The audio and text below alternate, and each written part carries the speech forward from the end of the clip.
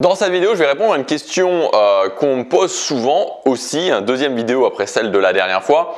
Est-ce qu'il faut vendre directement sur YouTube? C'est-à-dire que est-ce que quand je suis créateur de contenu, et donc je suis créateur de contenu, je veux vivre de mon contenu et donc je vais vendre à un moment ou à un autre, parce que sinon ça s'appelle pas de la création de contenu, ça s'appelle juste du divertissement, ok, et que je veux vendre, est-ce que je peux vendre, enfin, est-ce que je peux, est-ce que je dois, est-ce que c'est mieux de vendre directement sur YouTube ou est-ce que je dois passer par quelque chose d'autre et donc par exemple passer plutôt par les mails? Donc qu'est-ce que ça veut dire concrètement? C'est comme si je faisais une vidéo où maintenant je vous dis, écoutez, voilà, bon, je vais pas le dire comme ça, mais j'ai sorti une formation. Si cette formation vous intéresse, vous pouvez y accéder directement. C'est le premier lien dans la description. Ou est-ce que je vais plutôt faire des vidéos où je vais vous dire, ok, inscrivez-vous sur la lettre privée tribu qu'il y a dans le premier mail dans la description et qu'ensuite je vais vendre sur ces mails. C'est une interrogation qui se pose très souvent et donc je vais y répondre. Je vais surtout aussi en plus vous partager mon expérience parce que vous savez, moi ce que j'aime beaucoup c'est, je le répète, et notamment sur ma chaîne principale, la chaîne Gabriel Clément, je le répète très régulièrement, moi ce que j'aime c'est la philosophie de l'empirisme et cette philosophie de l'empirisme elle est basée avant tout sur quoi?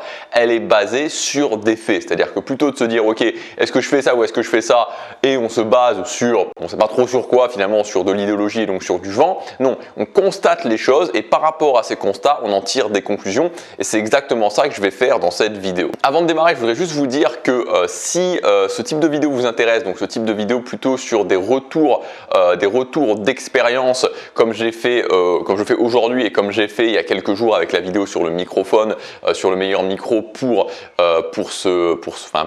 enregistrer sa voix, enregistrer son son sur YouTube, vous pouvez vous inscrire justement à la mailing list, donc à ma lettre privée tribu, c'est le premier lien dans la description et je vais vraiment axer beaucoup de mails là-dessus, donc je vais plus tellement en faire ensuite sur les vidéos, mais si ça vous intéresse, vous avez la lettre privée, donc tous les jours vous recevrez un mail où il y a de la valeur. Évidemment, il y a aussi des appels à l'action, alors pas tout le temps, mais il y a des appels à l'action sur ces mails. Le plus simple, c'est de tester, vous vous inscrivez et si ça vous convient, vous continuez et si ça ne vous convient pas, vous pouvez vous désinscrire à tout moment. Alors pour répondre à cette question, est-ce que c'est mieux de vendre sur YouTube ou de vendre sur le mail? Il faut déjà, pour commencer, rappeler une notion de base, la différence entre ce que j'appelle du contenu d'acquisition et la différence avec du contenu de fidélisation. Le contenu d'acquisition, c'est quoi? C'est le contenu que vous allez faire et qui finalement va être destiné à attirer de l'audience et notamment attirer une nouvelle audience. Donc quand par exemple vous allez faire des vidéos sur YouTube, des vidéos où vous savez que c'est des titres qui sont recherchés. Ça c'est du contenu d'acquisition. Et à côté de ça, vous avez du contenu de fidélisation. Le contenu de fidélisation, c'est plutôt du contenu où là vous n'allez pas essayer d'attirer plein de monde, vous allez plutôt justement essayer d'expliquer votre philosophie, votre façon de voir les choses, votre vision du monde et de votre thématique à l'audience qui est déjà préexistante.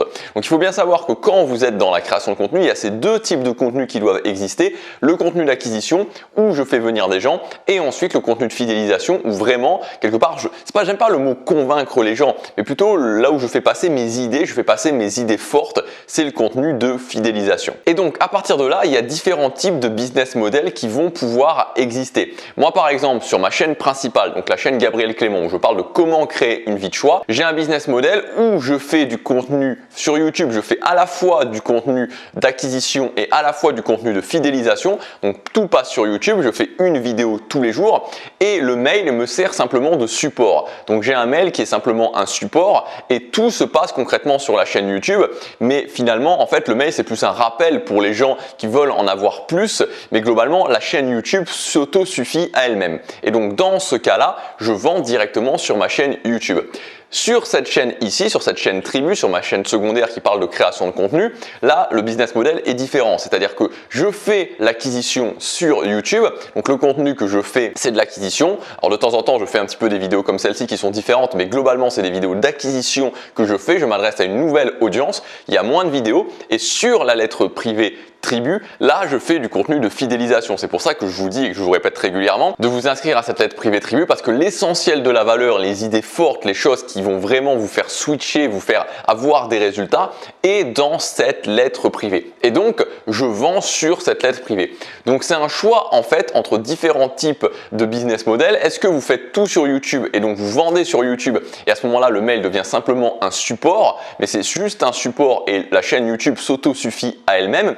Ou est-ce que plutôt vous faites comme je fais sur cette chaîne et donc vous faites de l'acquisition sur YouTube et à ce moment-là il faut vraiment faire attention que YouTube soit bien de l'acquisition, de l'acquisition, pardon, et vous faites de la fidélisation sur la liste mail. Donc c'est à vous de voir. Alors il y a plusieurs points à prendre en compte. Premièrement, le point peut-être principal que vous vous demandez, c'est qu'est-ce qui est le plus rentable? Alors selon moi et selon mes tests, selon les tests que j'ai fait actuellement, alors évidemment c'est encore difficile, de le faire parce qu'avec cette chaîne j'ai pas beaucoup de temps, ça fait un petit peu plus d'un mois maintenant que j'ai ouvert cette chaîne, donc j'ai pas eu encore énormément de retours sur le long terme.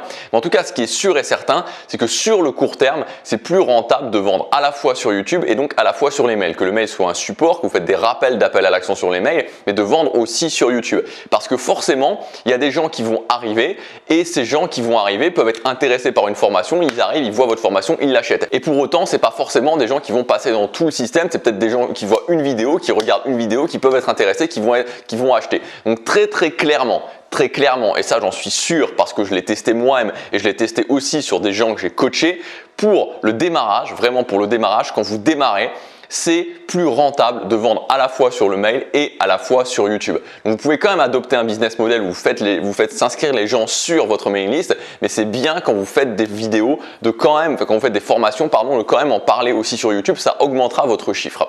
Maintenant, sur le long terme, honnêtement, je ne sais pas quel est le plus rentable sur le long terme. Pourquoi je dis ça? Parce que ce qu'il faut bien comprendre, c'est que quand vous vendez en direct sur YouTube, il va y avoir des gens qui ne vont pas aimer ça. Voilà, c'est comme ça, c'est obligatoire, il va y avoir des gens qui ne vont pas aimer ça, il va y avoir des gens qui vont se désinscrire, vous allez avoir des taux de visionnage qui vont être aussi un petit peu plus faibles parce que quand les gens vont voir que vous avez des appels à l'action, ils vont arrêter de regarder votre vidéo. Donc il va y avoir cet aspect-là, vous allez aussi avoir du hating, c'est-à-dire qu'il y a des gens qui vont vous insulter, vous allez avoir un commentaire qui va revenir régulièrement, c'est cette vidéo n'est qu'une pub pour une formation. Ce commentaire, je l'ai eu plein de fois. Donc il faut déjà accepter ça. Et après, c'est vrai qu'il y a un aspect où sur YouTube, ça peut être un petit peu pénalisant sur le long terme. Maintenant, je ne sais pas à quel point c'est pénalisant. Moi, personnellement, sur ma chaîne principale, ça fait depuis le départ, donc Gabriel Clément, ça fait depuis le départ que je vends directement. Ça m'a pas empêché de passer la barre des 10 000 euros par mois et aujourd'hui de générer entre 10 000 et 20 000 euros par mois. Ça m'empêche pas du tout. Voilà, il y a des gens qui n'aiment pas. Par contre, ce qui est vrai, c'est que je pense que très honnêtement, actuellement, j'ai 40 000 abonnés. Si j'avais jamais vendu sur ma chaîne YouTube, je pense qu'aujourd'hui, j'aurais plus de 100 000 abonnés. Très objectivement.